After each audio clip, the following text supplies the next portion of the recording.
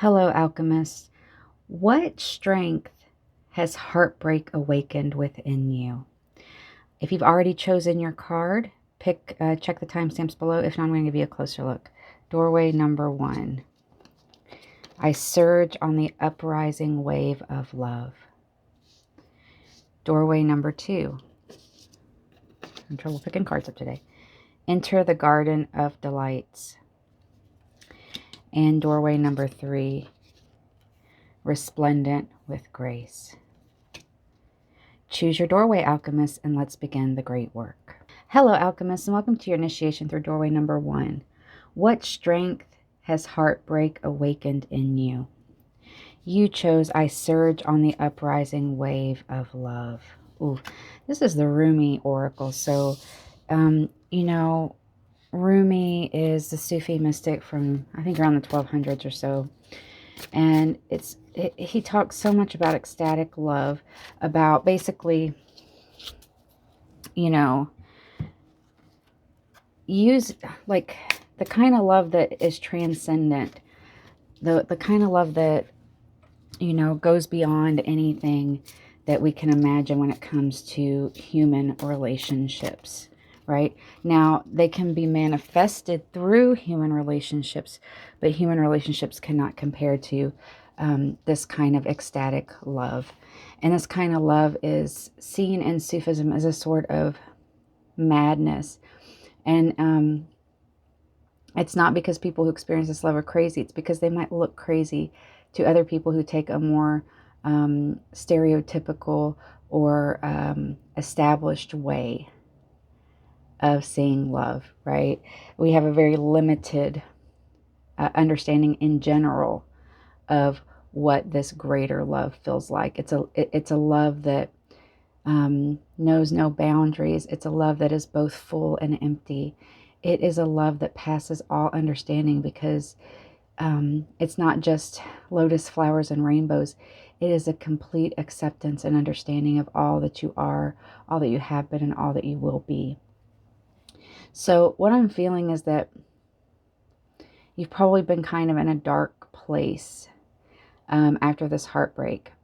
And what this is doing, like Rumi says, the wound is where the light enters.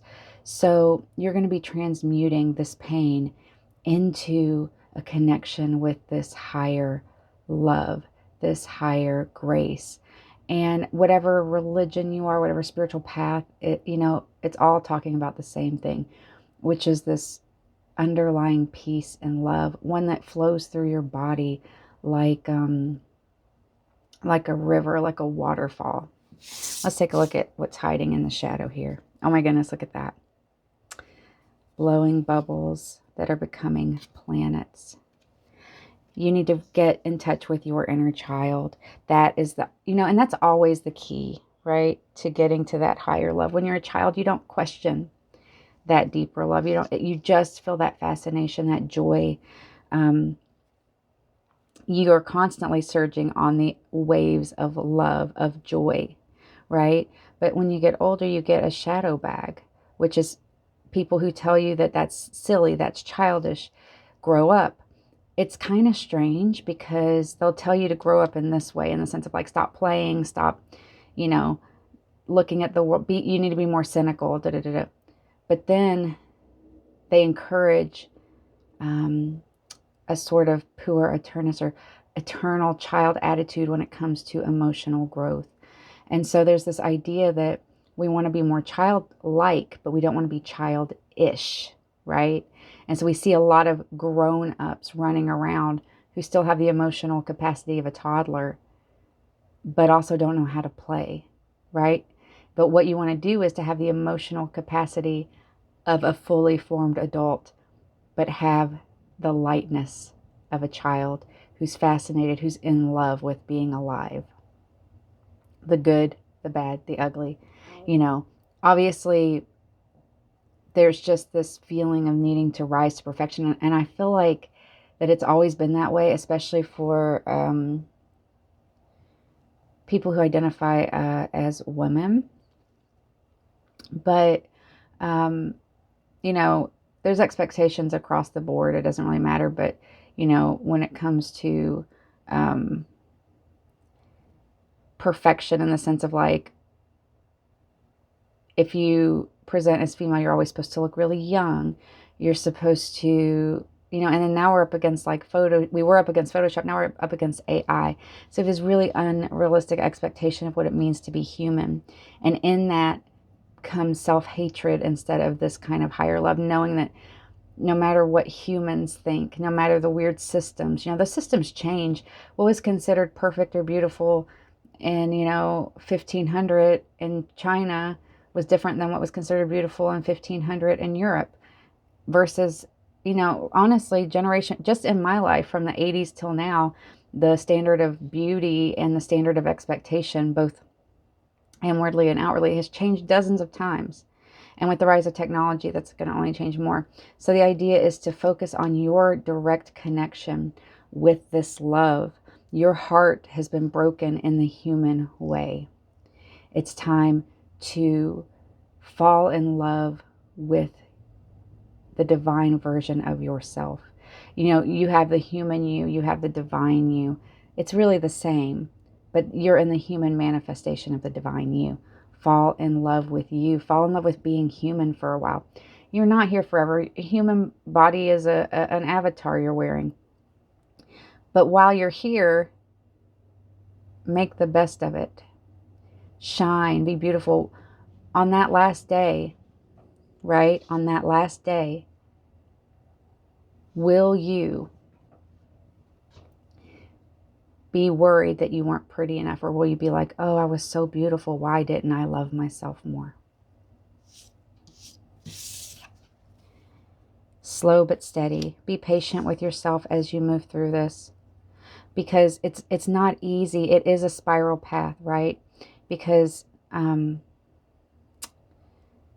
it's not a straight line from this kind of feeling of heartbreak that maybe you're not good enough for love to the place where you feel love so fully and you feel so much compassion that it overflows, right? That you want to play. So be patient with yourself. You might get those surges of love. You might be riding on that wave, but waves crash and then new waves come, and that's okay. That's part of the process. Longevity, chrysanthemum. Yeah, so kind of the idea of being in it for the long haul, right? To move through the seasons. Move through the seasons. With chrysanthemum, I always think of, autumn. And it looks like there's maybe Scorpio energy there. Okay, so yeah, the next season of your life after this heartbreak is about really embracing ecstatic love in your life in its different ways. Radical acceptance of yourself and reevaluating if the things you were told were flaws were actual flaws, or if they were control mechanisms, or if they were societal conditioning, or if they were, conclusions you drew based on examples you saw. But look at all of this major arcana energy. There's a lot of pain here. Yeah, the heartbreak was rough. You could have been caught in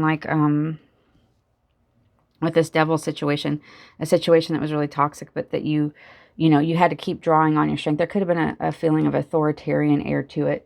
I feel like that the person you were with could have had a sort of a my way or the highway attitude. Even if they didn't directly have it, they could have just acted that way. I mean, because look at this. We have 9 of Wands, Strength, the Devil, and 5 of Pentacles. So there's this feeling of barrenness when you stayed longer than you should have in this heartbreak because you could see the potential of what could be, and maybe you got a lot of promises, and so you drew on your strength even though over and over again it was painful. But now you're looking forward, even though you're very, very weather worn and heartbroken from this, and the healing from it after what you endured.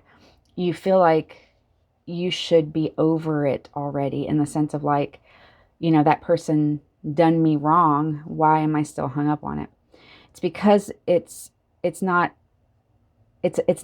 just It doesn't just happen. Also, notice we have this Fibonacci sequence, this spiral going on here, reminding you to understand and embrace the cycles in your life, even the ones filled with tears. And that the breakdown of each cycle is the buildup of the next cycle for you. And yeah, I feel like in your next phase, even though you're going to be working on this divine love, parts of you are going to want to go back to the idea of human love, which you may want to eventually, but you need to work through the broken shadow issues around human love, right? And really, really get embraced within the arms of that cosmic love. Speaking of cosmic, this is my own deck, the Cosmic Jester. And it was on index cards for ages, but I finally made myself a deck of them. So this is divine trickster energy, so it's going to point right at the thing that needs to be looked at. Do you miss them or your story about them? So this is where you're getting hung up, right? So to get to the next level of divine love is letting go of the story around what love actually means. What that love, specifically the heartbreak love that you just went through, meant, but also what love itself means to you. And there is a betrayal trauma around that. I'm not going to lie. There's a betrayal of thinking that what you thought was love was actually, in a lot of cases, control, manipulation, conditioning to keep you compliant or to keep you in a system used to exploit you. So it hurts to let go of that story. It also hurts to let go of the story that you cared so much and you gave so much and you still didn't get anything back. Or what you got back was pain and heartache, right? That's hard. Because if you accept that story, you have to accept that you might have feelings of unworthiness that guided you into that situation. And then you've got to face those feelings. And if you learn to love yourself, if you work on learning to love yourself, then that means you have to think about all the times you did not treat yourself with love and compassion. And that's not easy. Someone keeps calling the fire alarm dramatic. You're feeling that way, right? You feel like that because you haven't been able to let this go and move on, that you are being dramatic. You are in a 5-alarm fire. But you got used to it. We get used to what we're used to, right? And nervous systems are always seeking familiarity. So if you grew up in a situation where the kind of love that you are suffering from, this heartbreak, was something you saw all the time, that love felt familiar. And a calmer, more peaceful, kinder love might feel foreign or feel strange. So, taking some time to recalibrate your love gauge and fall in love with yourself and fall in love with life. That way, if you go back into the idea of falling in love with a romantic partner or something, you can see it from this viewpoint of calmness, out of survival mode into thriving mode. So you're not going into that in a place of scarcity, but in a place where you're already abundant and whole. Then you're not going to attract the same kind of familiar broken energy that got you in this situation in the first place, right? Now, everyone is responsible for their own stuff, but we do always have a lot of hidden patterns and stuff that influence the choices that we make. And that's not your fault, and there's no need to make yourself feel guilty about it. But you're being called for such a beautiful, higher love, whether that's just with yourself, with the divine, or with another human being. Also, remember, there's so many kinds of beautiful love. There's friendship love. There's, having that special animal that sits next to you and you snuggle with every night. There is walking through nature and being in love with the trees and the sky. There's looking at the full moon and the stars and just feeling that love so holy. You are allowed to stop serving tea to people actively trying to burn your house down. There's a lot of fire imagery here. Wouldn't be surprised for me if this was like one of those kind of whirlwind, maybe love at first sight, swept you off your feet, felt like you were burning alive in love, but it was this passion, it was this nervous system activation, and even to this day, you just, oh, that's why it's been so hard for you to let go, right? But you are so strong. You are awakening a level of strength you did not even know you had. You knew you were strong because you've been through so many things, but this is the next level. All right, you've got this. You're doing a great job. Continue the great work, Alchemist, and surge on that uprising wave of love. I definitely recommend you read some Sufi poetry, Hafez, Rumi, anything like that to encourage you on your way. I'll see you next time. Hello, Alchemists, and welcome to your initiation through doorway number 2. What strength has heartbreak awakened within you? You chose to enter the garden of delights. You know, we're taught, there's a lot of a puritanical thread that I feel like goes through a lot of cultures. The idea that living life in your physical body is hedonistic, is evil. We have these human bodies, though. We're supposed to be, obviously everything in moderation, including moderation. But the idea is that, sometimes indulging in your senses it's supposed to be part of the experience of being alive. I think what happens is that people get too indulgent. They use it as escapism. They use it as, to numb certain pains and things like that. So because this is saying what strength is awakening after your heartbreak, it's saying it's time to get in your body. You've probably been stuck in your head a lot, right, around this situation. And so now you're being invited into enjoying the sweetness of life that maybe you didn't really get a chance to enjoy before because of this kind of situation sort of draining the color out of life. This heartbreak could have been with a person who was a real downer, whether or not this resonates with you, take what resonates, leave the rest. But the kind of person who maybe sabotaged holidays, or the kind of person who you just felt like you couldn't fully be yourself around. And over time, that causes a lot of inner repression, and you have to swallow so much injustice, right? You have to be like, why can't this be easy? It's a beautiful day. I did all the work so that our family could have this beautiful day or whatever. And still it gets sabotaged. And so then that slowly drains the world, and you do want to dissociate, you do want to disconnect, right? So after this heartbreak, the idea is that how can you get back into your senses, look into the forest and see color again, take time for you to enjoy life. There's that meditation where you focus on things that you see, feel, hear, taste, smell, blah, blah, blah.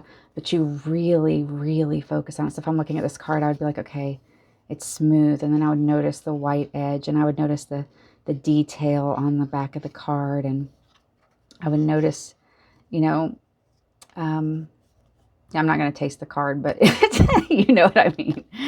All right. So in your shadow, yeah, look at this. This is exactly what I was saying. The music has fallen flat. You feel trapped in a music box, but there's no music. You look like you're watching the barren world from the inside out, and you're not really participating in it. But also there is this barrenness, this lack of music, this lack of dancing, this lack of joy. Where is the celebration that you're used to? Stripping illusions. Yeah, with this kind of lotus flower opening. So we always talk about how lotuses, no mud, no lotus. Lotus grows from the mud. So as you're getting through this heartbreak, and the world might even seem more gray at first, you're going to start noticing the world, the colors, the smells, your senses opening up again, right? And then when that starts happening, it's really important that you are focusing on yourself and on that, and not rushing into something else, or even rushing back to where you came from. Because If you look backwards, you'll just still see this. But if you look forward, then the lotus will start opening. And little by little, you'll notice that color is coming back to the world. But when this happens, if you stay where you are, or if you go backwards, or if you repeat the cycle with somebody new, then you're never going to get that taste of color. And that taste of color is the thing that's going to help you not fall into that trap again, right? You have to be away from it long enough to see what life looks like without the manufactured drama, without the color being drained from the world. What life looks like for a while, where it is bright and happy and beautiful and just light. You know, the Egyptian goddess Ma'at, who weighs your heart against a feather. And if your heart is heavier than a feather, then, you know, it gets thrown to Ahmed, the crocodile god or whatever. But so the idea is your heart lighter than a feather? Because if you're moving through life so heavy because of, you know, a lot of times we move through life so heavy because of the way other people around us treat us, but we also move through life so heavy because of the unhealed wounds in ourselves and our feelings of unworthiness. So this heartbreak is teaching you that you are worthy, and you're going to get through it by remembering the joy of your senses, by remembering the joy of life again, and slowly watching the color return. You know, you don't deserve to live in grayscale forever, right? All right, let's see. Two of Wands. This does feel tied to pile number one. That was in doorway number one. Looking ahead, King of Pentacles, being grounded. King of Pentacles is like the height of being grounded in this physical world in a healthy way. Ace of Cups. I think you've been in a lot of an emotional state for a long time, but you're ready to move forward now. It's almost like you're so exhausted with the same old emotional rehashing in your mind that you're just like, you know what? I'm just going to have to move forward. I'm going to have to rethink this entire thing emotionally. You know what? This is in the same position. Both of these cards came up in doorway number one. And both are really tied together with the idea of regaining clarity and joy, just in different ways. So this has to do with, once again, you being in a situation where there's all these beautiful things. Like the Five of Pentacles is about people being barren, but right outside of a sanctuary. All they have to do is open a door and go in, right? Up against this Eight of Swords, blind, nightmare, feeling trapped. And so the idea is that you see the potential, you see the joy. You might even create situations of beauty and joy, but then all the fun is sucked out of it. And I did not flip this one. Let's go ahead and take a look. Wisdom, bay leaves. And, you know, this is really cool because bay leaves are a very magical thing. You can write your wishes and dreams and hopes on bay leaves and burn them in a safe way. You can use them, you know, once again, you can put them in sachets and stuff to put under your pillow. You can add them to money bowls with your wishes on them. So it's a very, very powerful herb there. So, using your inner wisdom to override any kind of nervous system or automatic programming movement in your life that will make you go backwards, because you're ready to break this cycle, right? You're ready to break this cycle. So let's take a look at a few advice cards from my own deck. Well, the Cosmic Jester is kind of a trickster deck. So what it does is it just cuts right to the chase. It's not advice exactly, but it will add a little bit more clarity. I used to have these on like 500 index cards. And finally I was like, you know what? I'm going to get a deck printed for myself. You guys are doing so great though. You know, this is really hard work. This is not easy in a culture that really, really overemphasizes productivity as the height of human accomplishment, when really, how about just How about we're here because we're supposed to be enjoying the experience of being human? How about that? Radical, right? Look, what did I just say?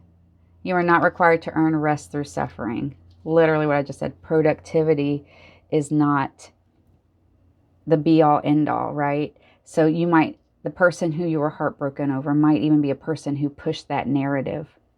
For some of you, you might have been in a situation where you're financially dependent on that person. And so as they sucked the grayness out of the world, they might have been telling you that because you aren't working in the way that they are working, that your work doesn't count. And even if that's not something that happened with this heartbreak, that might be like a productivity wound from your childhood or from culture at large. Accountability continues to be mistaken for hostility. You were probably confused a lot because all you were asking for was the bare minimum and the basics, but then that person would get very defensive, and that's left you feeling very scarred, and that was part of the reason why the color was draining out of your world, right? Because the way that it works a lot, weaponized incompetence is not just about chores and stuff. It's an emotional thing too. So if someone does something that hurts your feelings, in a healthy relationship, you should be like, oh, it hurts my feelings when you say that. And they should be like, oh no, oh my goodness, I'm sorry. And if they don't understand, they might ask you questions. And then you'll be like, okay. And then they tell you that they're not going to do anymore. And then they don't, right? In an unhealthy dynamic, you say, hey, it really hurts my feelings when you do that. And then they make it all about how your emotions are out of whack, how you're taking things too seriously, about how you're attacking them, and then they get really defensive. And then the whole thing comes about how you had the audacity to bring up something that hurt your feelings and that attacked them, rather than the fact that you just wanted to feel happy and safe in that space as well. Which is completely not just normal, but like healthy and bare minimum, right? The reflection in the mirror would like to be included in your compassion. I hope after this reading you will go look in the mirror and say such loving words to yourself. Look at your face and do the thing where you point out each thing on your face, or touching your face or your hands or your arms, and just thank you, I love you. Thank you for what you do for me. I love you. The parts of you that were made to feel ugly or small, look at those parts and say, that part of me is beautiful. That part of me is beautiful. Even the difficult parts, that part of me is beautiful. It's about overriding years and years and maybe even decades of programming that made you feel smaller. Oh, I'm feeling so much compassion and love for you right now. And I'm also feeling so much excitement because this heartbreak is going to break you open in a way that makes you laugh again. Do you remember the last time you laughed so hard you cried? Right? You're going to get to that space again. All right, Alchemist, thank you for being here today. I will see you next time and continue the great work. Hello, Alchemist, and welcome to your initiation through doorway number 3. You know what? This has been such a powerful reading for me today. I feel like I'm on the verge of tears. So what strength has heartbreak awakened within you?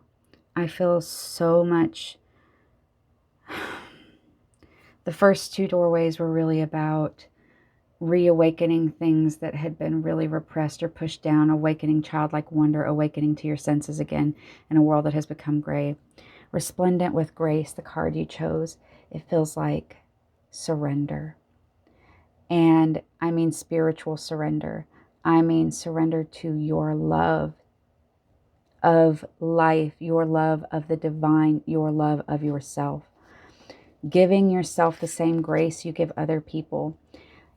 I would even, if I were you, make a list about think about a situation where your feelings were hurt. And I want you to write down how the other person, what that was, how the other person responded, and how you would have responded if they had done that. Do that a few times and start thinking about the amount of grace you give other people versus the grace you give yourself. And also think about some of the thoughts that you think, like observe the thoughts that you're thinking about yourself. When you look in a mirror, what is the thought and feeling that you get? And if it's a bad thought or feeling, like one that's negative about yourself, think about, would I say that to my best friend? Would I say that to a child? Would I say that to my inner child? Giving yourself grace, surrendering to love of yourself, even if you don't quite understand what that means yet. It takes time to rewrite these old neural pathways of self-hatred that benefit people who want you to buy products that will make you that will make you feel like you love yourself again. Does that ever work? No, because love does not come from external anything, right? You can't, doing things for fun. Like I like to do my nails. I had to do fake nails this week. I broke my other nails, but my real nails. But, do the things that make you feel beautiful and wonderful. Make sure you do them for you and not because of some subconscious programming, because somebody spent $8 trillion to manipulate your subconscious into buying the thing, or you'll feel really terrible about yourself or ugly. This is a call to give yourself grace. And, I'm reminded of this song by Paris Paloma called Good Girl. And in the song, she talks about like, how can I fix this relationship with my body after everything I've seen? And then at the end of the song, she says, I'll just die old and happy, an old animal. I don't want to have to go under the knife. I don't want to have to, why am I not allowed to just be a human being? And it also reminds me of this idea that why is it that, so for example, body hair, right? Up until the early 1900s, all people were pretty hairy, right? Doesn't matter your gender or whatever. But then the razor companies realized that half the population, AFAB,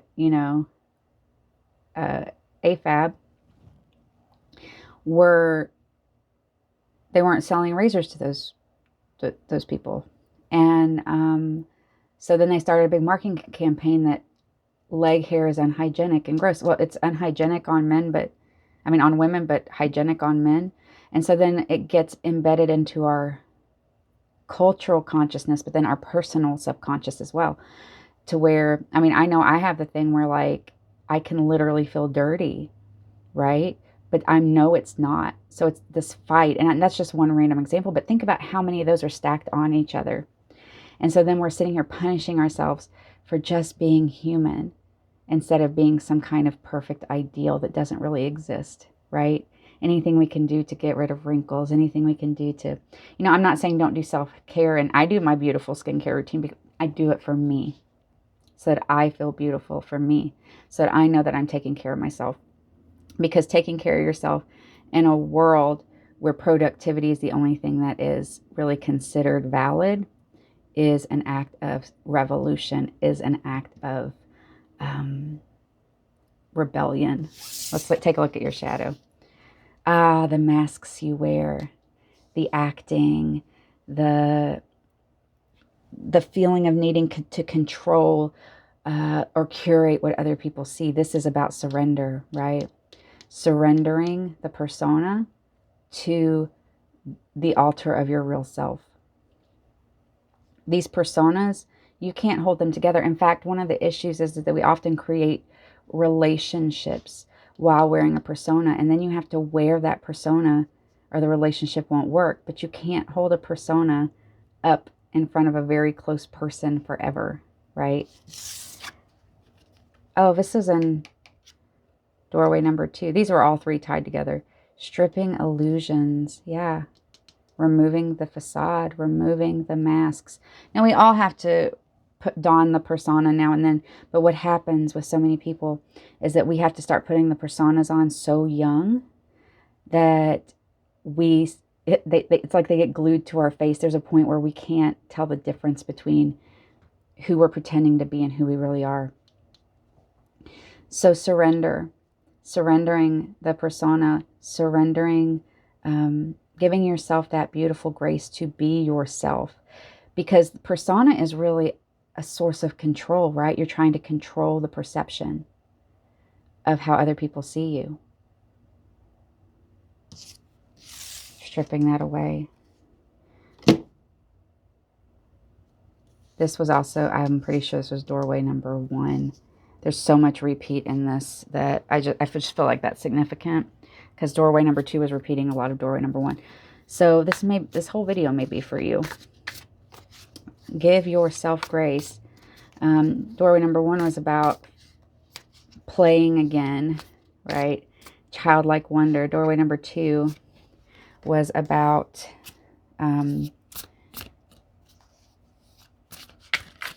getting back in touch with your physical senses so that you could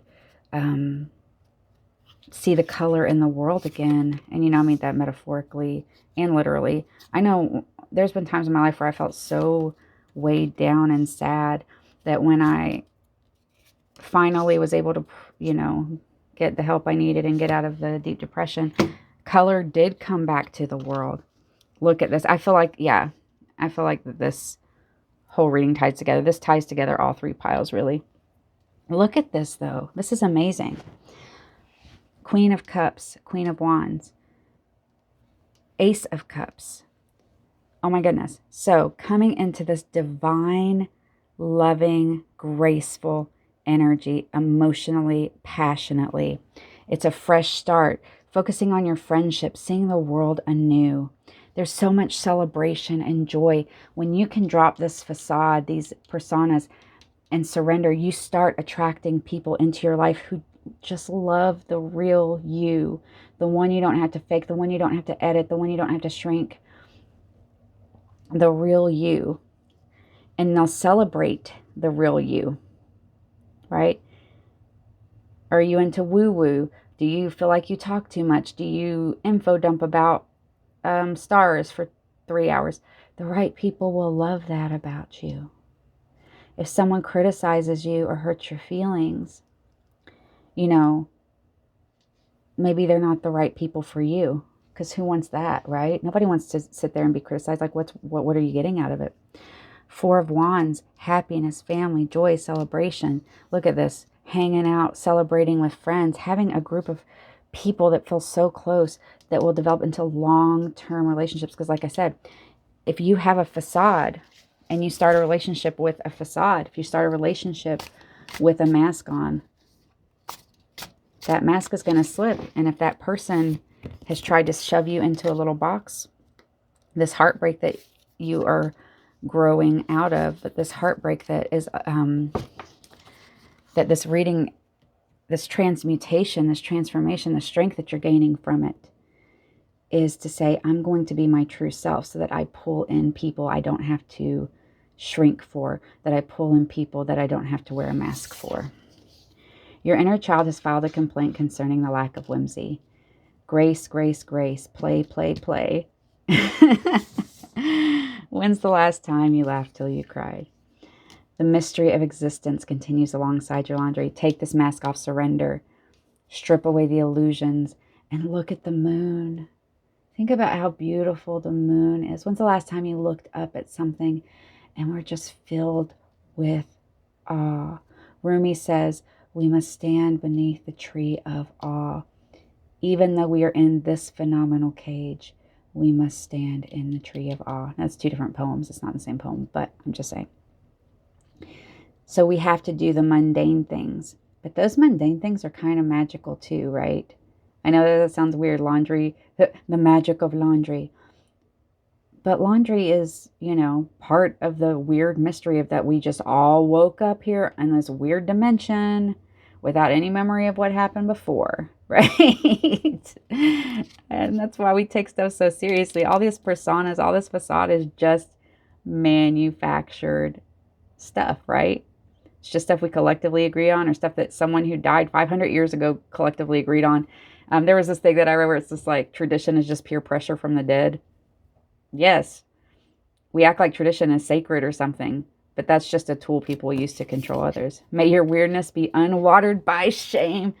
Booyah. Yeah, exactly. 3 of Cups, 4 of Wands. Getting into your own magical energy. shamelessly. There's this comic artist, I love it, Helene Molhar. I can't remember her name exactly. She's amazing, but she did this one where she's just like, let people be them, like people being their weird self is not harming you. What are you doing? And so she has this picture of like um, a girl, a woman wearing butterfly wings and eating sriracha on ice cream. It's like, just let people be themselves. Why do other people feel like that they get to stand over and somehow their opinion is the judge over what everyone does? You know, if culture developed differently, sriracha and ice cream might be the thing that goes together, right? It's only because the way culture developed that we decided that, I don't know, chocolate sauce and ice cream goes, or whatever. But like, you know, so acting like that this is all some kind of set of universal master rules when really it's just cultural pressure and expectation. Be your weirdest self, be your whole self. It's not actually weird. What's weird is conforming yourself into some kind of repressive box that makes you feel so small and makes you feel like, what is the point of even being on a planet with aurora borealis and waterfalls and beautiful trees and stuff, if all I have to do is be stuck in a mask that I can't peel off my face, right? Surrender to joy, surrender to love. Okay. Thank you so much for being here.